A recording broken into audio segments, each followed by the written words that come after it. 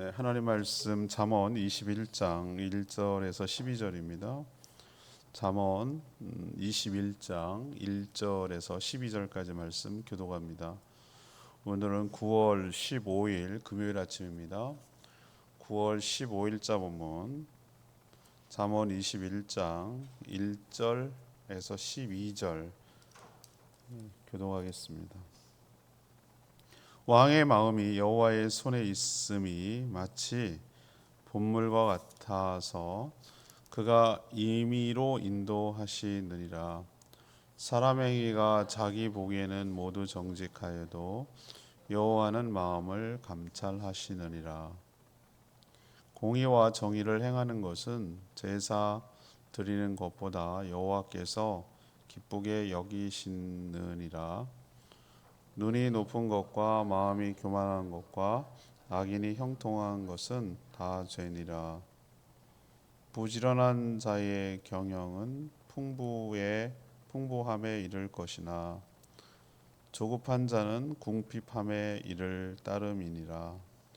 속이는 말로 재물을 모으는 것은 죽음을 구하는 것이라. 곧 불려다니는 안개니라. 악인의 강포는 자기를 소멸하나니 이는 정의를 행하기 싫어함이니라. 죄를 크게 범한 자의 길은 심히 구부러지고 깨끗한 자의 길은 곧으니라.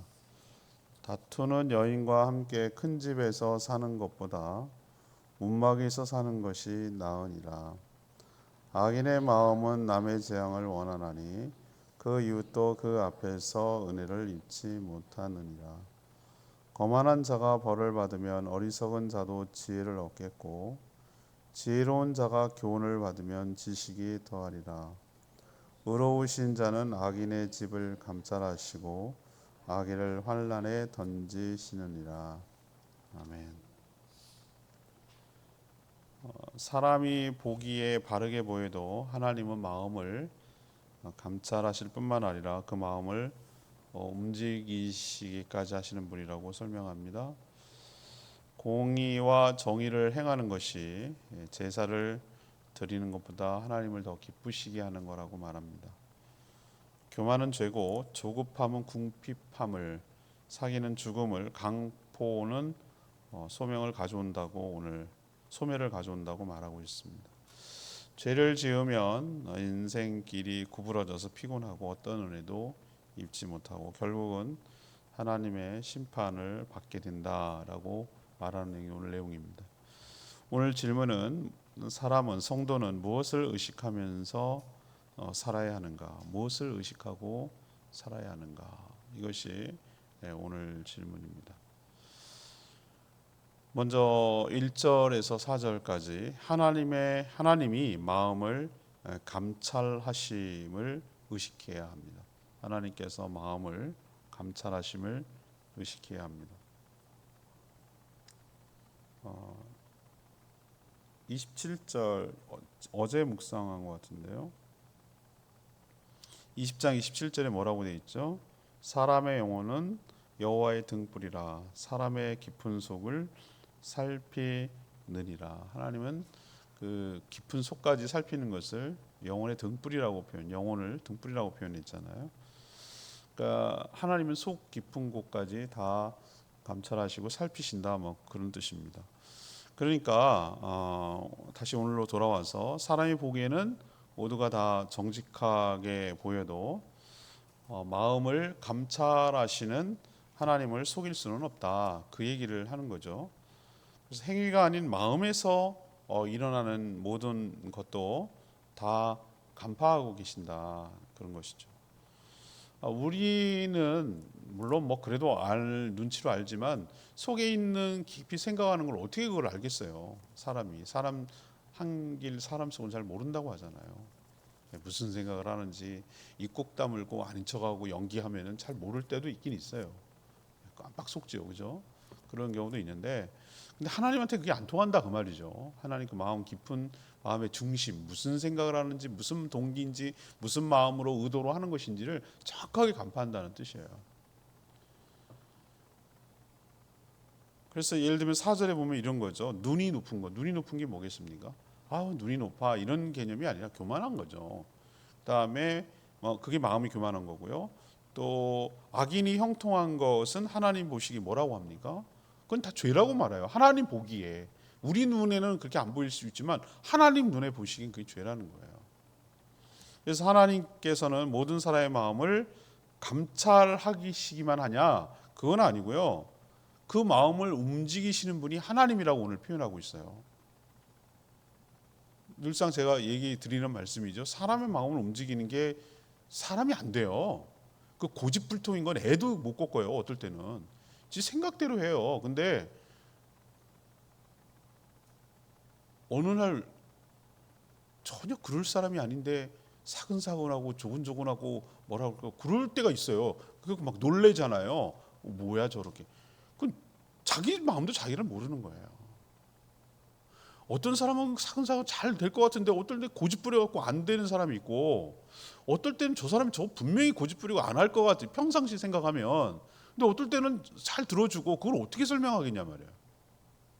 그런 거 여러분 경험하셨죠? 인생 살다 보면 희한한 일 많거든요. 근데 오늘 1절에 보니까 알겠어요. 왜 그러는지.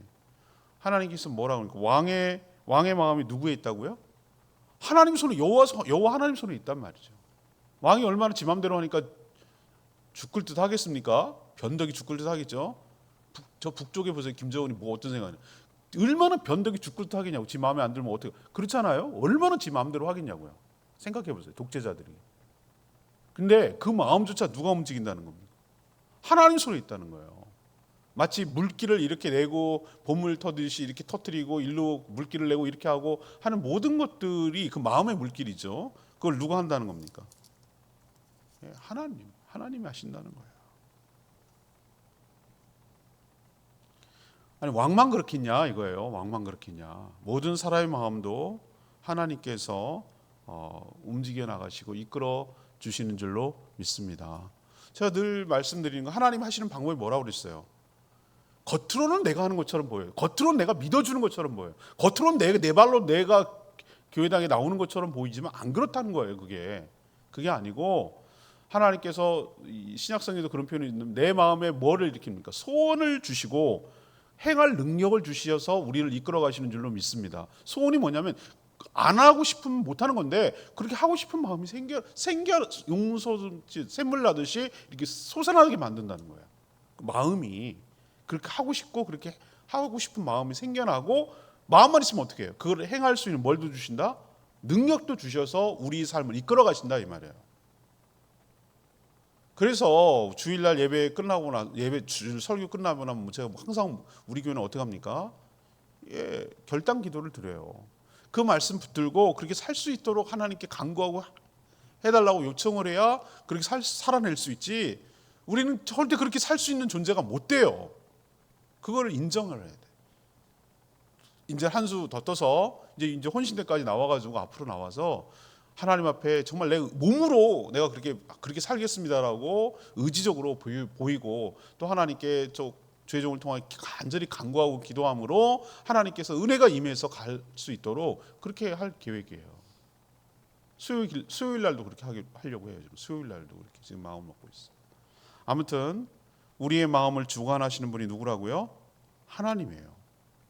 내 마음을 내가 주장하는 것처럼 보여도 하나님이 감화하시고 감동시키시고 이끌어 주시는 것이에요.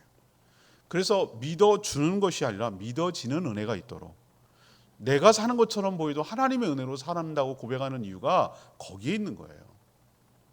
이것을 의식하며 살아가는 것이 지혜로운 성도이고 현명한 삶인 줄로 믿습니다. 그러니까 우리는 어떻게 됩니까? 저 사람을 바꿔달라고 하면 어떻게 해야 되겠어요? 내가 막 야단치고 내가 막 쪼고 내가 막 잔소리하고 그런다고 안 바뀐다니까요. 더 움츠러들고 더 반발하고 더 그런다니까요. 애쓰지 마세요 여러분. 한 번 했으면 알아들어요. 그 다음부터 뭐 해야 됩니까? 기도하는 거예요. 하나님이 저 사람을 만져주시도록 간구하고 기도하는 수밖에 없어요. 그리고 기다려야 돼 믿음으로. 그래야지 안 바뀌어요. 제가 목회하면서 내린 결론이 그겁니다. 사람 안 바뀌어요. 하나님의 은혜가 아니고는 안 바뀌어요. 성령의 감화 감동으로 바뀌는 거지 뭐라 그런다고 바뀌지 않아요. 말씀을 이렇게 세게 하는데도 안 바뀌면 안 바뀌는 거예요. 하나님이 바꾸셔야 돼요. 자, 두 번째 우리는 뭘 의식하며 살아야 되는가? 5절에서 7절, 5절에서 7절까지 말씀인데요. 악한 자는 꼭 심판이 있음을 의식해야 된다는 거예요. 악한 자에게 꼭 심판이 있다. 이걸 늘 의식하며 살아야 된다는 거죠. 고린도전서 3장 8절에 무슨 표현이 나오냐면 심는 이와 물주는 이가 한 가지나 각각 자기가 일한 대로 자기의 상을 받으리라. 각각 일한 대로 자기의 상을 받으리라. 이런 표현이 나와요. 하나님이 다 하셨지만 뭐 자기가 한 것도 아니지만 근데 어쨌든 하나님께서 그가 행한 대로 상을 주신다고 약속하고 있어요. 결국은 이건 동시에 어떤 말도 되냐면은 자기가 행한 대로 상을 받기도 하지만 거꾸로 뒤집어서 얘기하면 뭐예요? 자기가 저지른 죄 때문에 뭐도 받는다는 거예요. 심판도 받는다는 거예요. 행한 대로 심판을 받는다. 우리가 은혜로 구원을 받지만 여러분 명심하세요. 은혜로 구원 받아요. 원래는 마땅히 심판을 받아야 되지만 은혜로 구원 받았는데 또 동시에 여러분 은혜로 상도 주시지만 행한 대로 거두는 거예요. 심는 대로. 아 맞네요. 갈라디아서 6장 10절에 유명한 말이 있어요. 사람이 무엇을 심든지 그대로 뭐하리라? 거두리라. 당연하지. 콩 심는데 콩 나는 거지. 콩 심어놓고 팥을 기대하면 안 되죠. 심는 대로 거두는 거예요. 심는 대로. 이걸 지켜주시는 것이 여러분 하나님의 은혜입니다. 안 해놓고 더 바라는 게 도둑놈 신부입니다. 여러분 그렇죠? 이것만 지켜줘도 난 감사하다고 생각하는 사람이에요. 내가 심는 대로 거두기만 해주는 것도 그것만 원칙을 지켜주시는 것도 큰 은혜고 축복이에요. 여러분 그게 안 되는 게 세상이거든요. 심었는데 못 거둘 게 없어. 그거야말로 허탄하잖아요. 정말 허무하고 그렇잖아요. 근데 심는 대로 거두게 해주시는 게 은혜라니까요. 그래서 5절에 보면 부지런하게 살면 풍부함에 이르겠지만 매사에 조급하게 살아가면 궁핍함에 이른다. 왜 조급하죠? 믿지 못하니까, 불신하니까, 내 힘으로 살아야 된다고 생각하니까 마음이 급하고 쫓기듯이 하는 거죠. 또 6절에 보면 속이는 말, 속이는 게 뭐예요? 사기죠, 사기. 온갖 사기들 얼마나 많습니까? 사기를 쳐서 재물을 모으게 되면 결국은 사망에 이르게 된다. 그런 재물은 처음에는 있어 보이나 곧 어떻게 된다고요? 사라져 버리는 안개처럼 없어진다. 안개 아시죠? 쭉 했다가 뭐가 가득한 것처럼 보이다가 세상을 다 뒤엎는 것처럼 보이다가 언제 그랬냐는 듯이 싹 사라져 버린다. 그런 것처럼 그런 식으로 남을 사기쳐서 어렵게 모은 돈 그런 재물은 결국에 자기는 사망에 이르고 결국은 어떻게 됩니까? 그 재물도 사라진다.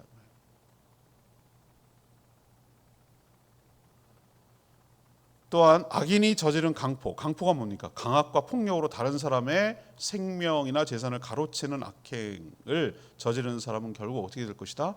소멸될 것이다.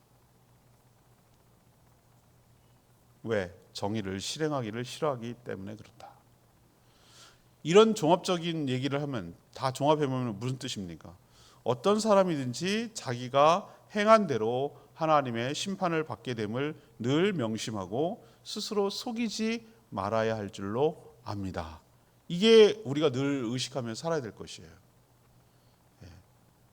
구원을 받았지만 은혜로 우리가 하나님 앞에 살아온 모든 것에 대해서 뭐 할 날이 온다고요? 결산할 날이 온다고.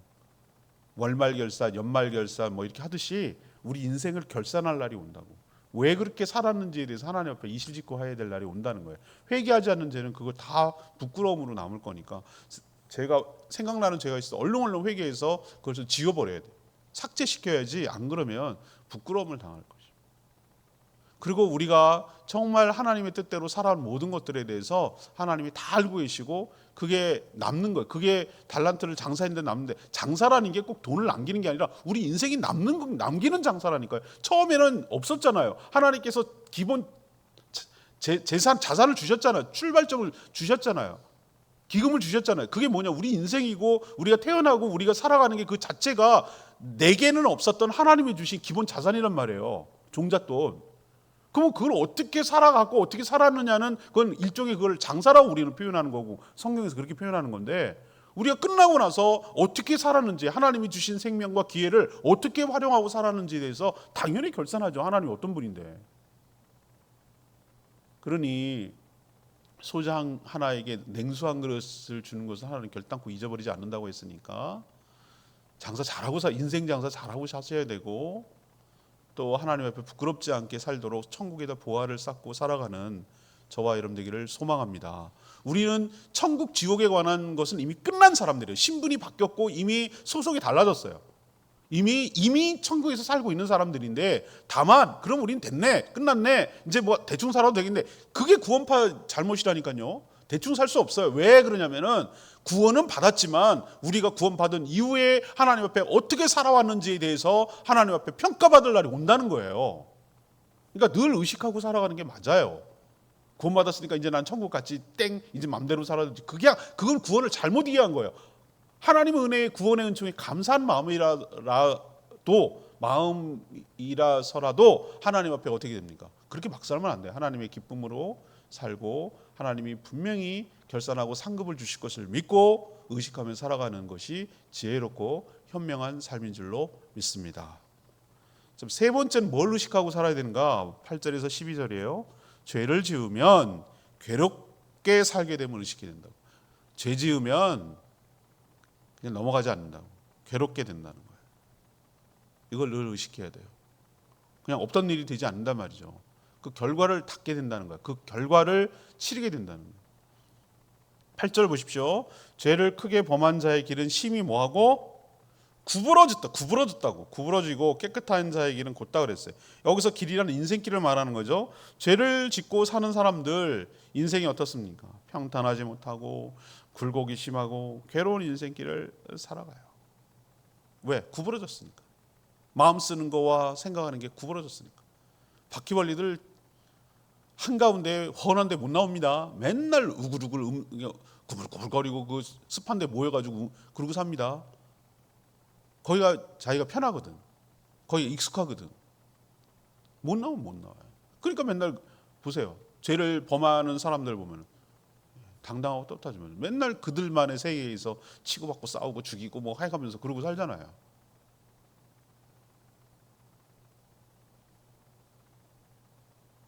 평탄하지 못하고 굴곡심하고 괴로운 인생, 스스로 그런 길을 선택하며 살아가는 것이죠. 다투는 여인과 살아 가정을 지옥으로 만들고 남이 잘 되는 꼴을 보지 못해서 남의 제약을 원하고 기뻐하고, 그러니 그 주변으로부터 어떤 은혜도 입지 못하고 살아가는 것이죠. 결국 의로우신 하나님은 악하게 살아가는 자의 집을 감찰하시고 결국은 그런 악행을 저지르는 악인을 환란에 던져서 교훈을 얻게 만드신다고 오늘 이야기하고 있어요. 모든 불행이 자신의 잘못 때문에 오는 것은 아니에요. 그렇게만 생각할 건 아니지만 다양한 이유가 있어요. 하나님께서 어떤 그 연단 과정에서도 그렇게 할 수 있고 또 징계도 할 수 있고 다양해요. 생명의 삶에서 여러 가지 고통의 원인들을 설명하고 성경은 또 그렇게 얘기하고 있어요. 욥은 그럼 어떻게 설명할 거냐 말이죠. 동방의 의인이라고. 우리는 모르는 천상의 세계, 곧 하늘의 세계, 영적인 세계에서 일어나는 영향 때문에 그런 어려움 당할 때도 있어요. 모든 것이 그 사람이 저지른 잘못 때문에 고통을 당하는 것이냐? 아니에요. 거꾸로일 수 있어요. 고통을 안 당하고 살 수도 있어요. 그렇지만 그렇다고 잘 되는 건 아니에요. 그 결과 마지막에는 한꺼번에 다 고통을 당하니까. 많은 이유가 있지만 많은 경우 악심을 품고 악하게 살아서 스스로 자초해서 고난을 자초한 일인 경우가 상당히 많아요. 하나님은 아까 두 번째 원리 얘기했죠. 심는 대로 거두게 만들어놨어요. 그러나 악을 멀리하는 자는 어디서나 당당하게 살아가죠. 늘 우리는 심는 대로 거두는 원칙, 이 법칙을 명심하고 의식하고 살아야 할 줄로 믿습니다. 오늘 3절 말씀, 공의와 정의를 행하는 것은 제사 드리는 것보다 여호와께서 기쁘게 여기시느니라. 이사야 1장 여러분 한번 나중에 읽어보세요. 이사야 1장 보면은 하나님이 막 그 유다 백성들에 대해서 막 분노하시고 책망하시고 화내시는 모습이 나와요. 그들이 어떻게 했냐면은 형식적인 제사만, 그러니까 신앙생활을 하는 거예요. 실생활에서는 공의를 완전히 상실해 버리는 그 유다 백성들을 향해서 하나님은 막 이사야 선지자 입을 통해 가지고 통렬하게 막 책망하시는, 너희가 마당만 밟는구나, 성전 마당만 밟는구나, 막 이러면서 하나님 대단히 분노하셨어요. 그냥 형식적으로 그냥 매너리즘에 빠져가지고 아이고 주일날 됐으니 또 일어나서 눈 비비고 가서 예배드려야지, 그냥 그것뿐이야. 그 이상도 그 이하도 아니야. 그냥 하던 대로 하는 거. 안 하면 좀 뭔가 찝찝하고 안 하니까 뭔가 이상하고, 그러니까 그냥 습관대로 하는 거예요. 그냥 하나님의 뜻 가운데 이 땅을 실현하기 생각은 일도 없어. 그냥 이 루틴이에요. 루틴. 일어나면 꼭 습관처럼 세수하고 뭐 이렇게 하듯이 그냥 그렇게 사는 거예요. 그냥 문화예요, 문화. 이런 거에 대해서 하나님 얼마나 뭐라 하셨는데요. 각종 집회에 참여하고 제사는 드리지만 성전 마당만 밟는다고 막 책망하시는 내용이 이사야 1장에 나와요. 그리고 실제 생활에는 뭐가 가득했냐라고 표현합니다. 피가 가득했다 그래서 피가 가득했다. 피가 가득했다는 피는 어떻게 나옵니까? 뭔가 죽여 생명을 죽여야 나오는 거잖아요, 그죠? 그러니까 그 사회가 어떤 사회인지 알죠? 형식적인 제사만 드리고 실제 삶은 뭐예요? 완전히 하나님이 없는 세상 나라처럼 그냥 피가 가득했다는 얘기는 약자를 죽이고 서로 싸우고 죽이고 이렇게 살았다는 거잖아요. 그 사회가 뭐가 없다는 겁니까? 공의와 정의가 완전히 상실했음을 보여주는 것이죠. 하나님이 진정 기뻐하시는 것은 오늘 3절에 있는 표현, 뭐 여기뿐만 아니고 모두 다 마찬가지지만 정의와 공의가 이 땅에 실현되는 것, 행하고 살아가는 것을 하나님 기뻐하시는 줄로 압니다. 예수님이 뭐라고 그랬어요? 마태복음 6장 30절, 먼저 그의 나라와 그의 의를 구하라. 그러면 이 모든 것을 더하시라고 그랬어요. 그의 나라는 알겠어요. 하나님의 통치가 나를 통해서 이 땅에 실현되게 하는 것. 하나님의 가치가, 하나님의 생각이, 하나님의 원리가 이 땅에 실현, 나를 통해서 내가 그렇게 대리적으로 함으로 이 땅에 세워져서 하나님 나라가 세워지는 것. 죽어가는 영혼을 구원함으로 점점 악한 자들이 물러나고 하나님의 통치가 더 점점 넓어지도록 하는 것. 이게 그의 나라를 구하는 거예요. 그 다음에 또 그의 가치가, 그의 통치 이념이 여기에 실현되는 게 의라고 말할 때 그 의가 뭐겠냐고요. 공의예요. 여기서 말하는 것이 공의와 정의가 바로 의라고 말하는 거예요. 그것을 구할 때 하나님께서 우리의 삶에 필요한 모든 것들을 공급해 주시고 책임져 주신다고 말하고 있습니다. 그래서 하나님께서 유심히 보는 것은 뭐냐면은 무슨 통치 체계고 뭐 이런 거를 유심히 보는 게 아니고 무슨 정당이 정권을 잡고 이게 하는 게 아니라 이 사회가 과연 생명을 귀하게 여기는가, 약자를 귀하게 여기는가, 누가 피눈물 나지 않도록 하는가, 생명을 보호하는 데 힘쓰는가. 아시겠어요? 상대적 박탈감을 느끼지 않도록, 모든 사람이 소외되는 사람이 없도록, 생명이 돈 없다고 허무하게 죽어가지 않도록, 정당하게 일을 하면 정당한 대가를 받을 수 있도록, 억울하고 분하고 원통한 사람이 생기지 않도록 하나님 그걸 원하세요. 그걸 원하신다고.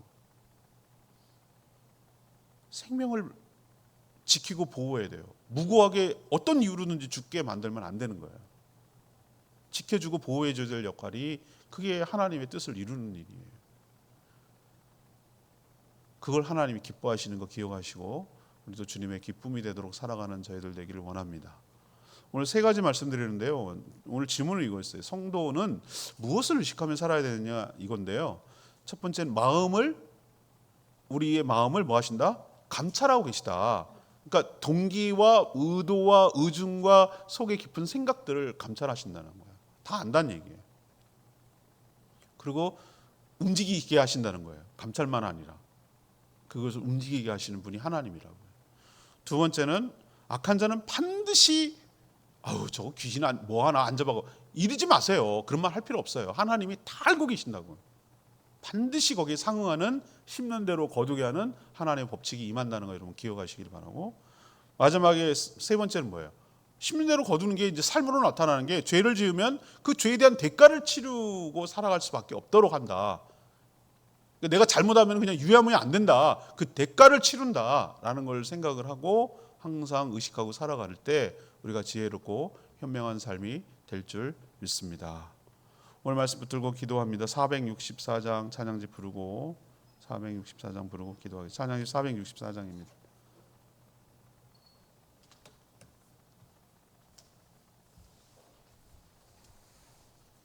찬양집 464장 주의 신을 내가 떠나 찬양합니다.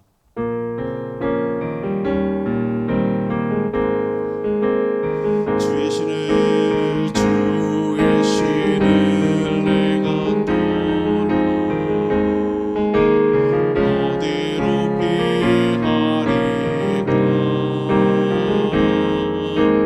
주는 모든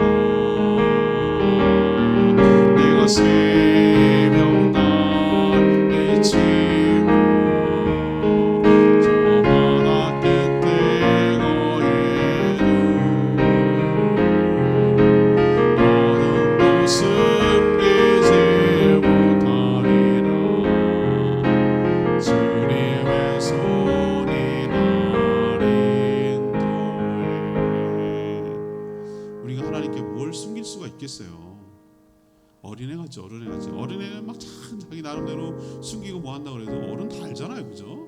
뭐 하는 짓인지 금방 알잖아요.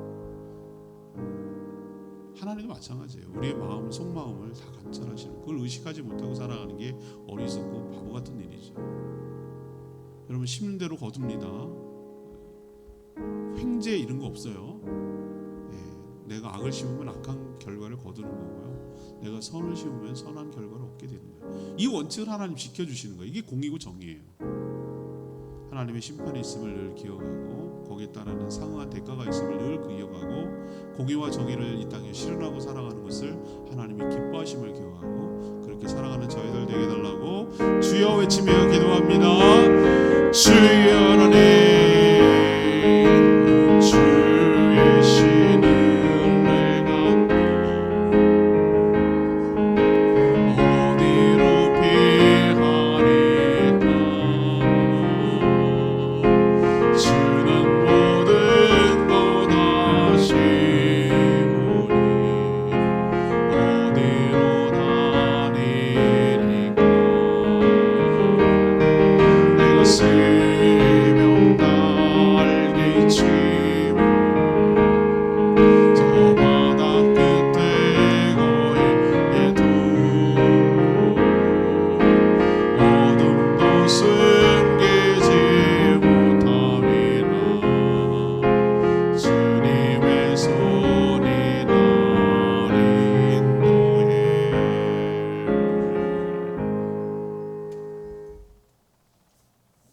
기도합니다. 하나님, 저희가 살면서 하나님에서 저희의 마음을 감찰하고 계심을 늘 의식하며 살게 하여 주시옵소서. 또한 사람의 마음을 움직이게 할 수는 없지만 하나님은 그 사람의 마음을 물처럼 이끄실 수 있는 분임을 믿고 저희들이 기도하고 간구하게 하여 주시옵소서. 하나님께서 공의와 정의를 행하시는 것을 제사보다 낮게 여기심을 늘 명심하게 하여 주시고 악행은 반드시 대가를 치르게 됨을 의식하게 하여 주시옵소서. 궁핍함과 죽음과 소명을 가져올 수밖에 없음을 늘 깨닫게 하여 주시옵소서. 악인의 길은 구부러지고 곧지 못해서 결국은 하나님의 심판을 받게 될 줄로 압니다. 공의가 이 땅에 실현되도록 힘쓰게 하여 주시고 심는 대로 거두게 하시는 하나님의 법칙과 원칙을 늘 의식하고 명심하며 살게 하여 주시옵소서. 오늘도 간구하는 기도 주님 들어주시고 모이는 목장들마다 축복하시고 또한 떡볶이 전도할 때 많은 어린이들이 와서 교회를 사랑하고 좋아하고 복음을 듣고 변화되는 역사가 있게 하여 주시옵소서. 좋은 전도의 접촉점이 될 수 있도록 하시고 저희 교회가 신제초등학교 바로 앞에 있는 이유가 어린 영혼을 구원해서 제주 복음화를 위해서 쓰임받으라고 있는 것임을 기억하고 이 사명 온전히 잘 감당하는 저희 교회가 될 수 있도록 축복하여 주시옵소서. 마지막 무더위, 마지막 막바지의 어려움들 겪지 않고 맡겨진 사명들 잘 감당할 수 있도록 은혜를 부어 주시옵소서. 주님께 모든 것 맡기며 예수 그리스도의 이름으로 축복하며 기도합니다. 아멘. 오늘 하루도 주님의 은혜 가운데 살기를 축복합니다. 충분히 기도하고 하루 시작합니다.